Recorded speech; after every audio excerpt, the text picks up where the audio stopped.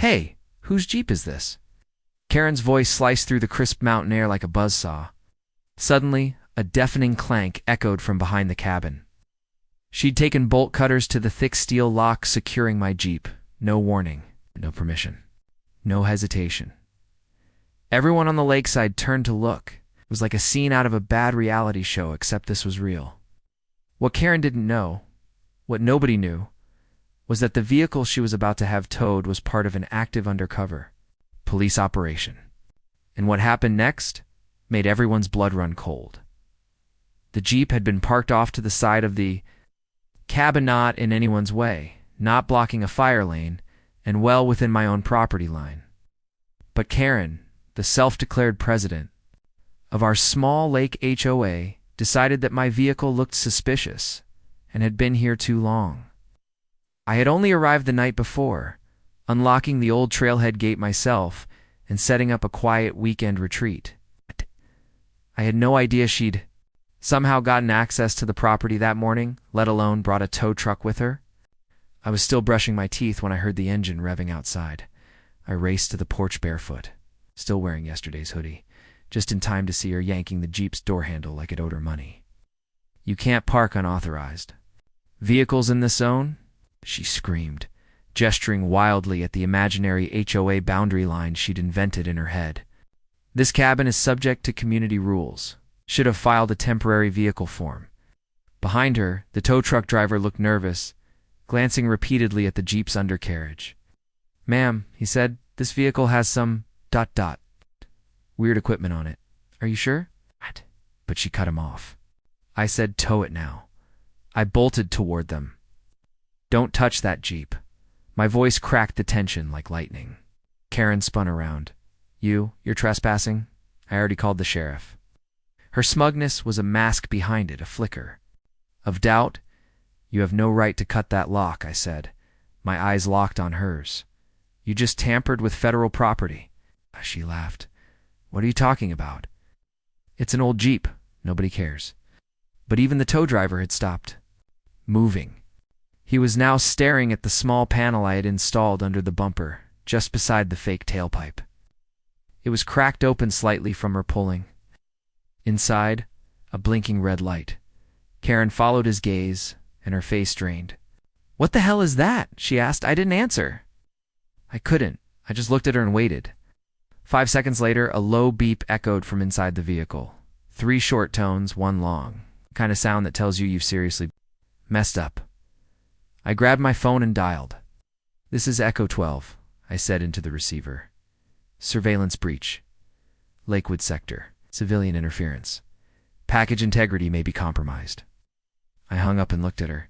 "You better hope they send someone polite." Suddenly the tow truck's radio crackled. "Unit 45, do not proceed with tow. Do not touch the Jeep. Step away immediately."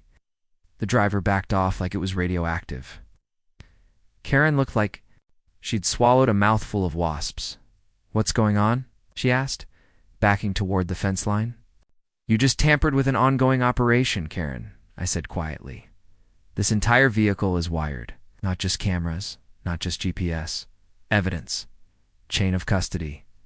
And now that lock you cut. That was part of a federal seal." She blinked. "This is HOA jurisdiction. This is federal jurisdiction now." A black SUV tore around the corner of the gravel road, tires skidding slightly on the loose rocks. It stopped so abruptly the back tires lifted. 2 men in black stepped out. They weren't local law enforcement. No badges, no names. Just tactical pants, radios, and the kind of posture that tells you they've been through situations far uglier than this. One of them approached Karen without a word and handed her a document. She looked down. Her hands trembled. "What is this?" she asked. "It's a federal subpoena. You're being detained for questioning." The backyard crowd that had gathered was frozen in silence. Everyone who'd come to enjoy a quiet weekend at their lakeside cabin now stood rooted in place, eyes wide, mouths slightly open. A mother pulled her kid back toward their porch. A retired vet on the deck next door slowly picked up his phone. Karen tried to speak. "This is a misunderstanding. I was just the agent held up a hand. You're not under arrest. Yet. But if you move, speak, or interfere further, that will change. He turned to me. Is the package intact? I nodded. She didn't get inside, just damaged the external seal. They moved fast. The agents threw a thermal tarp over the Jeep, placed a mobile camera station beside it, and took Karen's bolt cutters as evidence. Her face was a wreck, part anger, part panic, part confusion. She kept looking to the neighbors for support. No one spoke. No one moved. The HOA president, the queen of citations and warning letters, had just become the subject of a federal investigation right in front of the people she used to bully. And it was only 9:12 a.m., but this wasn't just about her now. Something deeper was going on. I wasn't just a random cabin renter. I was here for something else. And the fact that she cut into that lock meant she'd not only compromised the vehicle, she'd triggered a whole other sequence we hadn't planned to deploy this early. One of the agents whispered to the other, then turned to me. "What? You need to leave. Now. We're initiating Delta Trace Protocol." My heart sank. That wasn't supposed to happen, not unless the mission had been blown. I tried to protest. "But we haven't made contact yet. The drop's still in play." He looked me dead in the eyes.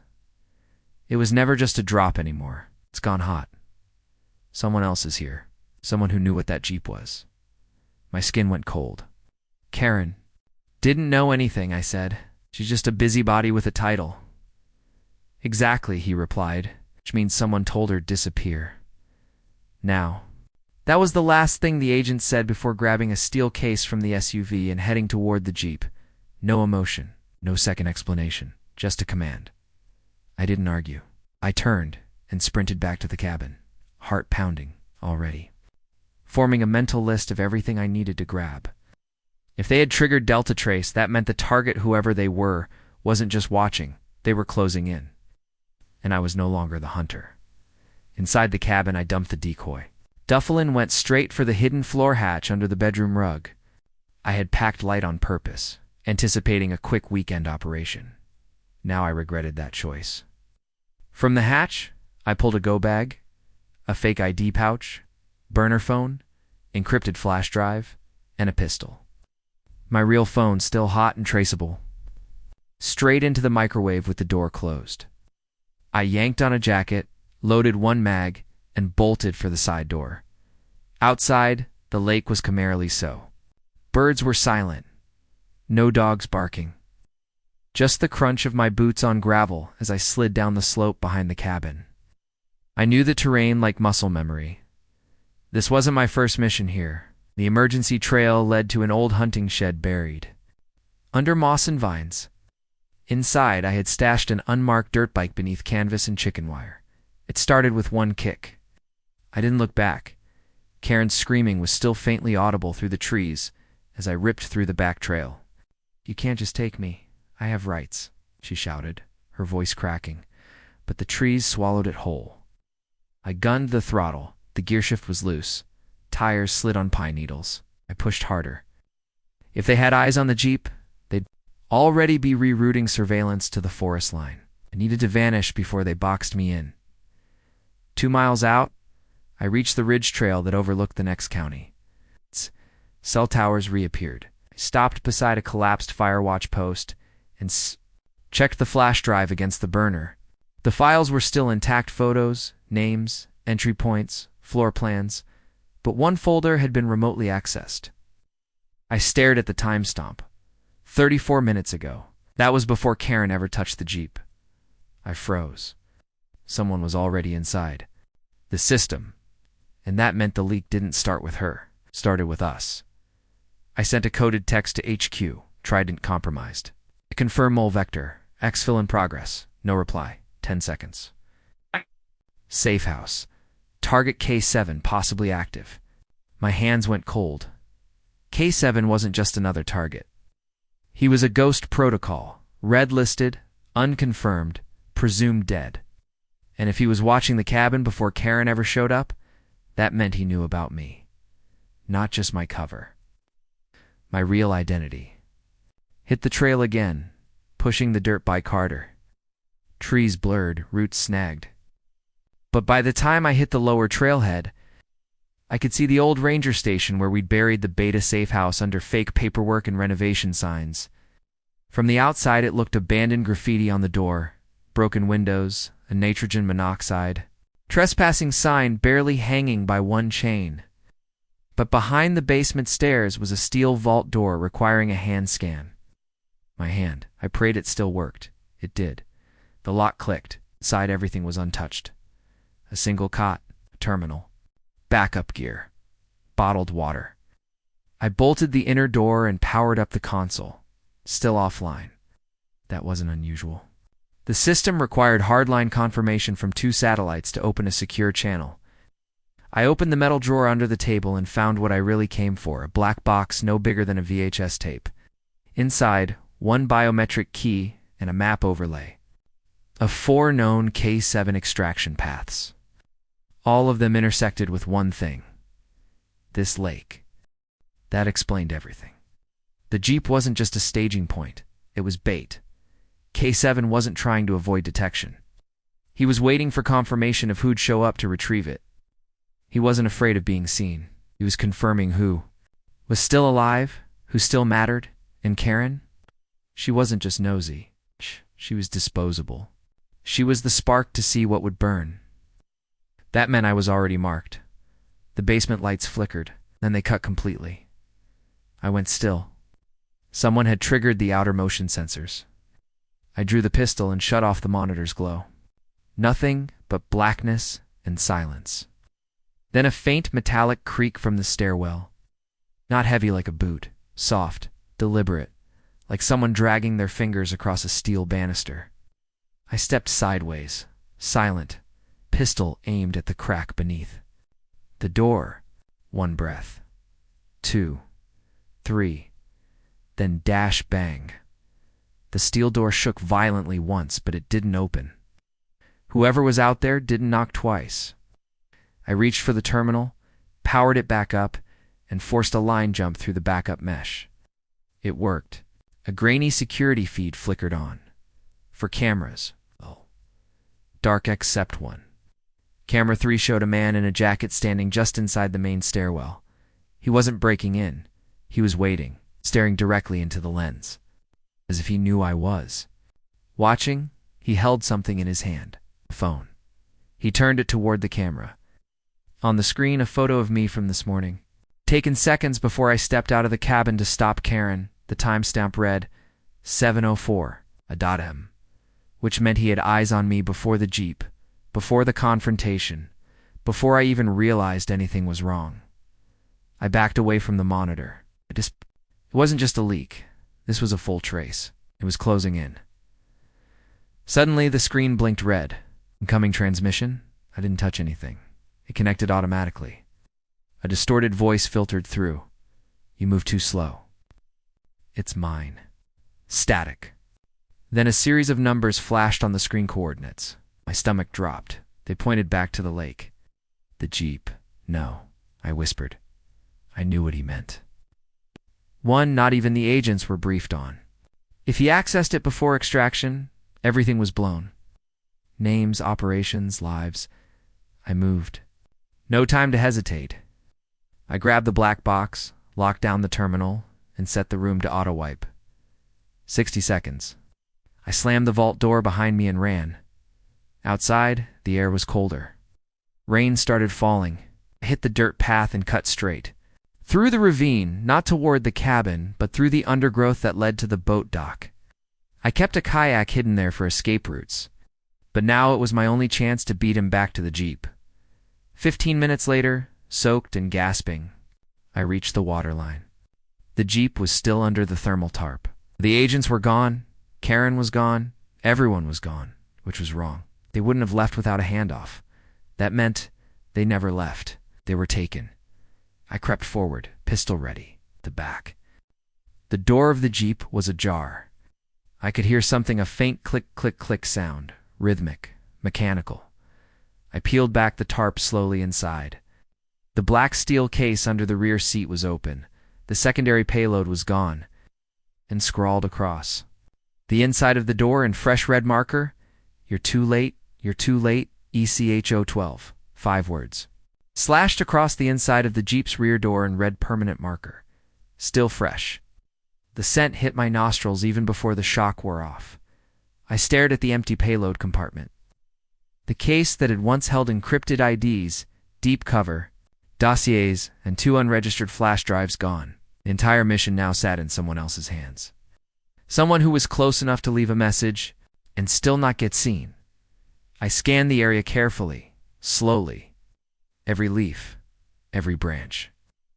The rain had started coming down harder, making it harder to hear, but not impossible. Somewhere in the trees beyond the boat dock, a twig cracked. Then, another. Not fast. Not careless. Someone was walking. Stalking. I reached into the rear panel of the Jeep, popped out the emergency weapon cache, and pulled a short-barrel shotgun and 2 extra shells. I didn't load them. Not yet. I wanted the click to be the last thing they heard. My foot hit a puddle as I moved around the Jeep. Slow, low, careful. Visibility was terrible. Just off the lake was rising like smoke. I crouched near the undercarriage, peering toward the trail Karen had come from earlier. The tow truck was gone. So were the agents. It wasn't just tactical retreat, it was cleanup. A forced wipe of everything and anyone on the scene. And I had missed the warning signs. I trusted the wrong timeline. I was exposed. Suddenly, my burner phone thought dead vibrated. I froze. The number on the screen was blank. Just one word. Run. OID, just that. The air around me changed. You can feel it when you're being watched. The silence deepens. The hair on your arms lifts. My breath caught in my throat. I rose and bolted not back, toward the cabin, but across the trail, toward the old Ranger. The tower half collapsed at the bluff's edge, the one with the tunnel beneath it, a relic from Cold War days. As I ran, a shot cracked through the trees. Silence, the bark beside my left shoulder exploded. I ducked, rolled, and sprinted harder. Someone was tracking with a scope, but not to kill me yet. The shot was high, a warning hurting me, toward where they wanted me to go. I slid down the embankment behind the Ranger Tower, grabbed the rusted hatch by the foundation, and forced it open. It hadn't been used in years, but it still held. Inside, the air was foul. Dust, mold, old chemical residue. The tunnel went 30 yards beneath the bluff and exited near the waterline. I moved fast, ducking low, weapon up. At the halfway mark, my foot hit something metal. I looked down a tripwire. Too late. A sharp click echoed, and the entire tunnel lit up with a red glow. Laser sensors. They knew I'd come here. I dove sideways into the side crawl space, barely squeezing in, just as a flash charge detonated behind me. The boom was deafening, my ears rang. The air filled with dust. Coughed and crawled forward faster, scraping elbows and knees. I reached the exit hatch and pushed it open just enough to see the water. The lake was still. But now there was a boat docked on the far side, black, sleek, silent. No registration. One man standing inside, looking directly at my hatch, like he'd been waiting for me to peek.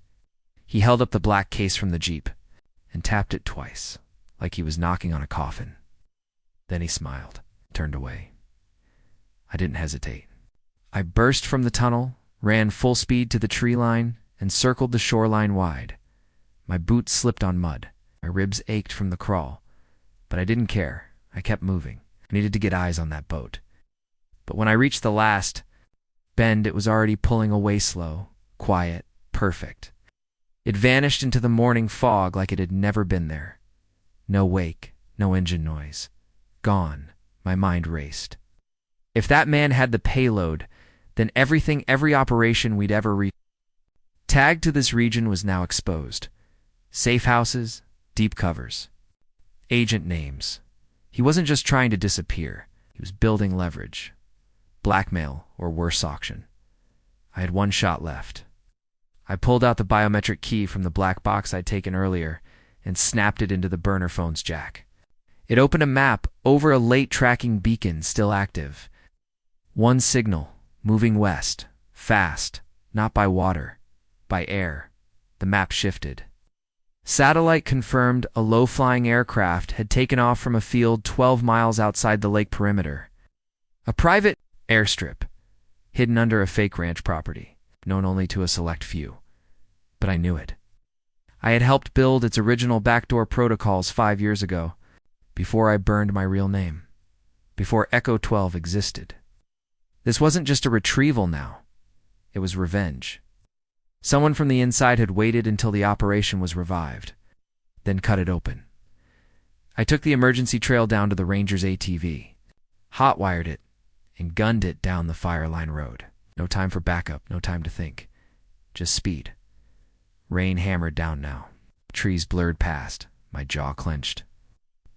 I was thinking about Karen, what they'd done with her, whether she was alive, whether she'd even understood what she got pulled into. I doubted it. To them, she was a prop. Noise. And now she was probably just gone. I reached the airstrip perimeter just before the satellite feed died. A corrugated hangar sat wide open. Inside, a twin-engine jet, engines hot, but no crew in sight. A man stood alone beside the loading ramp. Same man from the boat, same black case. He turned and looked at me like he'd been expecting this exact second. I stepped forward, shotgun raised. Put it down, I shouted. He smiled. You always were too sentimental, he said. His voice was wrong familiar, but warped. You should have let the Jeep go.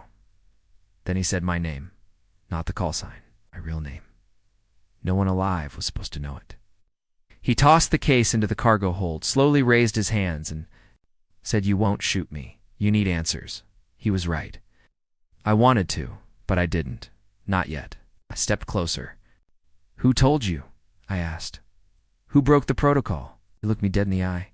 You did? Second you came back to the lake. Then he moved. I fired. The blast hit his left shoulder. He spun, dropped, groaned. I ran for the case, but he kicked it further into the plane. Then he laughed. Too slow, Echo 12. They're already watching.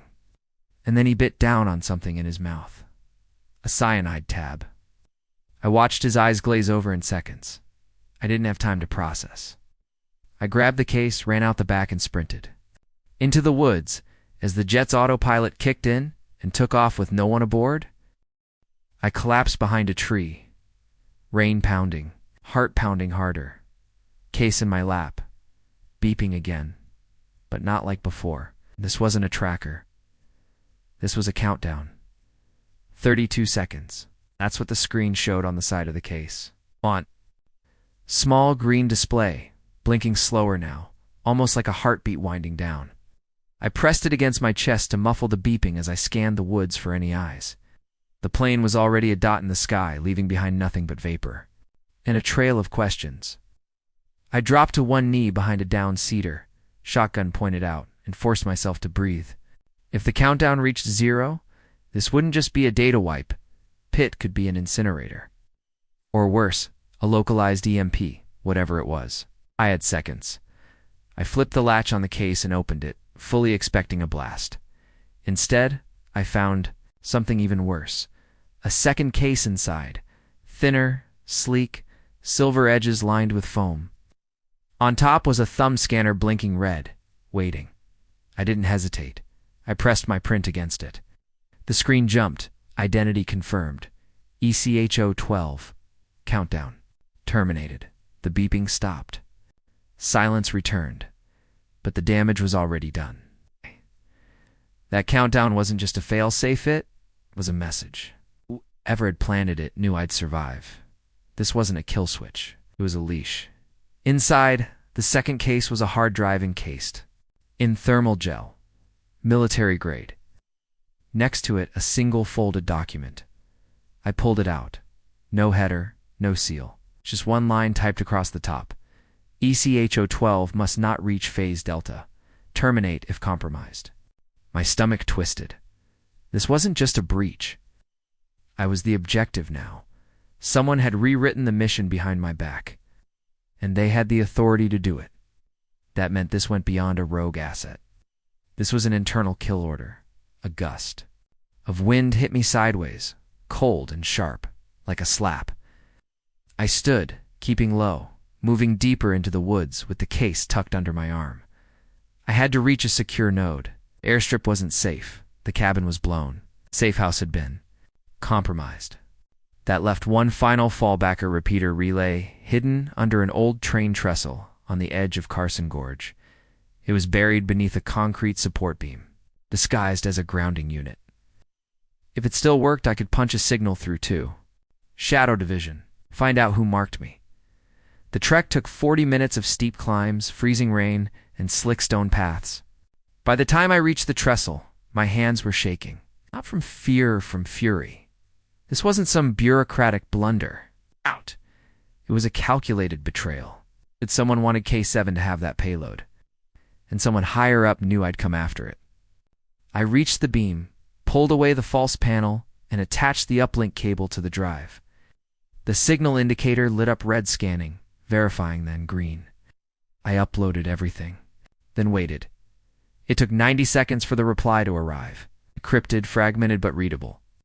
One name appeared at the top of the file, Director Lina J. Kavanaugh. I stared at it. She had been off the grid for 6 months, officially on medical leave, but I had seen the classified reports.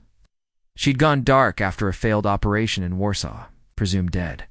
And now her clearance codes were authorizing extraction orders, payload reassignments, and black site deletions. The agency had either lied or she never left. Below her name was a list of active Eco-Series agents. Red lines ran through most of them, terminated. Only 3 names remained unmarked. Mine was one, the other 2. I hadn't heard from them in over a year. One was Eka 9, last seen in Prague. The other, Eka 3, was believed to have defected. If we were all still alive, it meant one thing. Kavanaugh was collecting her assets, or eliminating them. I severed the uplink, repacked the case, and moved down the ravine. If Kavanaugh was running this operation, I couldn't trust anyone inside the agency. But I knew who I could trust, an old contact named Mercer XNSA. Now buried deep inside civilian infrastructure, if anyone could trace where that payload was going, it was him. But reaching him meant traveling blind. No network, no open lines. I'd have to go analog. That meant crossing 2 state lines undetected. And fast. But first I needed gear. The Jeep was torched, the cabin useless. That left only one option. An old survivalist compound built by a man named Red Vaughn, 30 miles northeast. I hadn't seen him in years. Last I heard, he'd gone off-grid completely. But if anyone had an untraceable vehicle, it was Red. I set course immediately, cutting through the gorge on foot, staying low, sticking to animal trails. Hours passed. Shadows grew long. Somewhere in the distance, a helicopter pulsed overhead too. Low, to be civilian. They were still searching. I reached Red's place at dusk. Barbed wire lined the trees. Steel drums stacked 10 high, solar rigs and rain collectors, but no sign of movement. I stepped into the clearing carefully. "Red," I shouted. Did immediate evac support. Silence then. A soft click echoed from the roof. A rifle chambered, a shadow moved. Then another. "You've got 30 seconds to convince." "Me not to shoot?" a voice called out. I held up the case. Black payload, burn order, traced to Kavanaugh. The silence hung, then the rifle lowered. Red appeared over the ledge. Older now, beard, thick eyes, sharp. "Well, hell," he said. "You really stepped in it this time." He opened the gate and ushered me inside. "Come quick. We don't have long." Inside his bunker, the air was dry, warm, and thick with dust. He poured 2 shots of bourbon and pointed to a steel locker. "Take the keys to the bike. Tank's full. Gear's in the saddlebag, but you gotta go now," I nodded.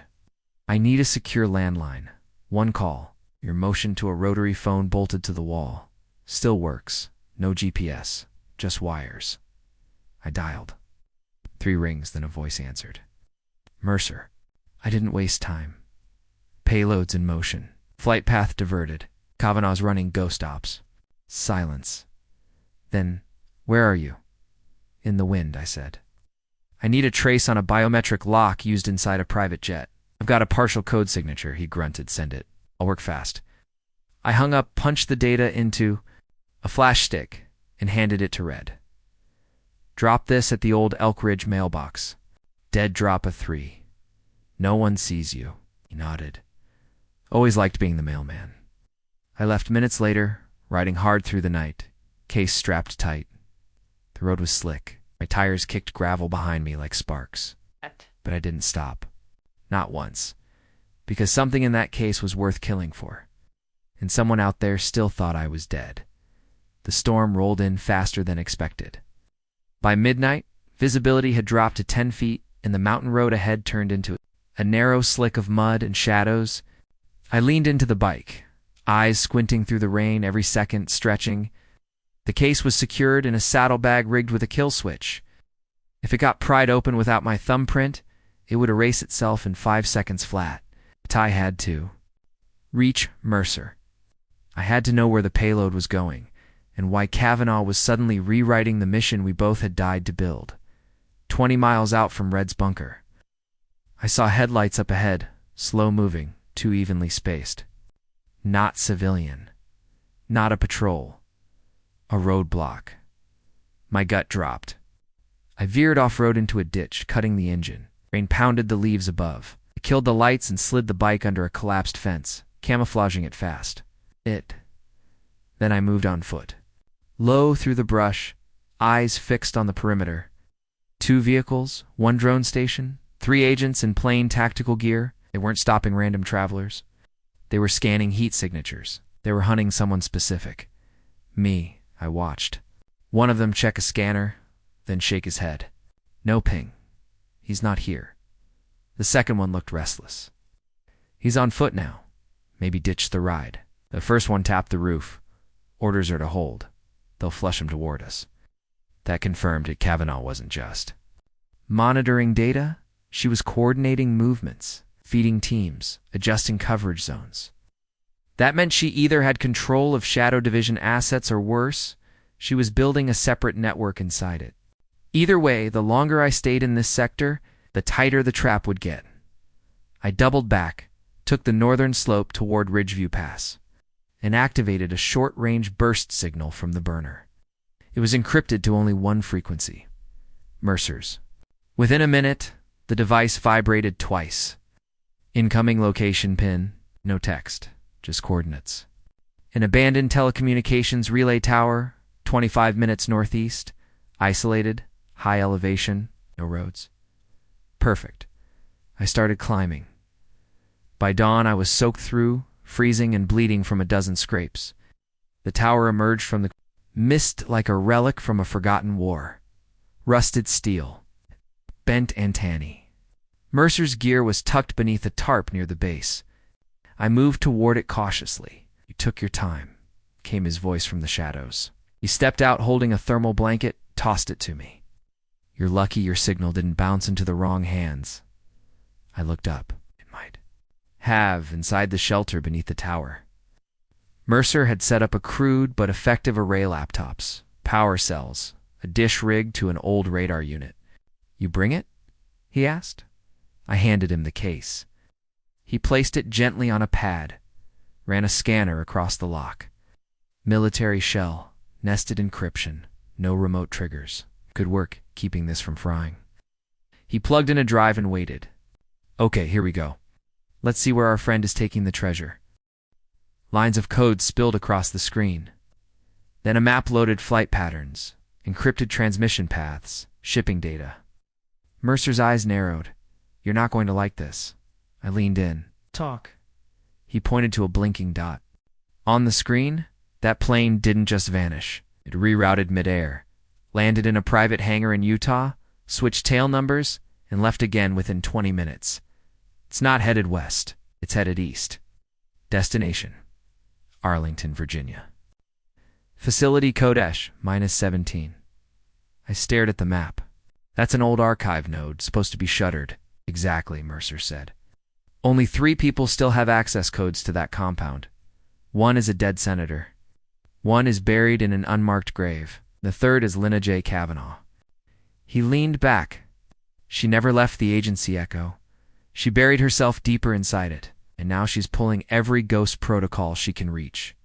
I sat down hard. She's trying to rebuild the directive. He nodded. She's not just trying. She already started. Suddenly, an alarm pinged. Mercer's system lit up. Movement sat overhead just tagged your heat signature. I stood instantly. You said it was clean. It was. But something piggybacked on your short-range signal. You've got 5 minutes, max. I grabbed the case, zipped up my gear, and turned to him. You have to disappear. Now he shook his head. Already on it. You know what to do? You have to reach the directive before she consolidates. I looked him dead in the eye. She's got the access codes. There won't be a directive left. I exited the shelter and sprinted down the ravine, heading east toward the canyon loop. 3 minutes later, I heard a drone buzz overhead. It scanned once, then twice, then lit. The trees with a green laser, target acquired. I ducked into a crevice, held my breath. The sound faded, but not far. It was circling. They weren't here to kill. They wanted to watch me lead them to the next location. Kavanaugh was triangulating my fallback points. Using my instincts against me, I backtracked hard, looping north, ditching my jacket, flipping. My thermal signature with an emergency poncho lined with foil mesh. It worked for now, but I couldn't keep running. I needed transport. Ground fast. Clean. I thought fast. There was one place left, a freight yard 20 miles out, where old rail cars were refurbished and forgotten. I'd used it once, years ago, during a blackout op. They didn't track the workers. They didn't scan containers. It was ghost territory. I made it there by nightfall, exhausted, barely upright. But I found a car marked maintenance only on a dead line. Inside, I found an old rail radio. I broke the lock, powered it up, and cracked a frequency. This is Echo 12, I said, bound to Esh -17, requesting ghost relay route. There was silence. Then a voice came back. Confirmed. Our window. No backup. No exit. I nodded. Understood. I settled into the corner of the boxcar as it rumbled to life. My heart pounded, but not from fear, from clarity. I now understood the scope. This wasn't just about the Jeep. It wasn't even about the payload. It was about who controlled the directive and who controlled the truth. Kavanaugh had used Karen as a diversion, used me as a decoy. And now she was 2 steps from full control, unless I reached her first.